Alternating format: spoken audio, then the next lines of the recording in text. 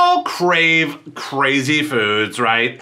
But this one is kind of up there. We're about to make garlic knot monkey bread, and the base of the dough is Sir Kensington's garlic everything sauce.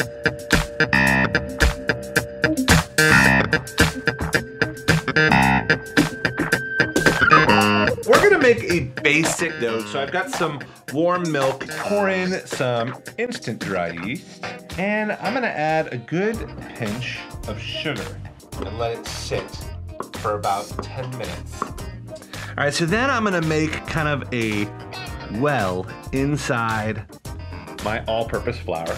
I'm gonna add in my now bloomed yeast mixture. And then I'm gonna take about half a cup of this garlic everything sauce and kind of spike the dough. So a lot of it. And it's gonna add so much flavor. I'm gonna add a little bit of olive oil, some salt, and give the whole thing a good mix.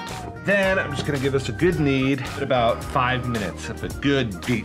You can throw it into a bowl, little olive oil on the top, and let the whole thing rise for about 2 hours. All right, so this dough is so pillowy and light. Look at this. I could sleep on that. Give the whole thing a little dusting and just start kind of pressing it out. And I can legitimately smell the garlic everything sauce. It's in the dough, unbelievable.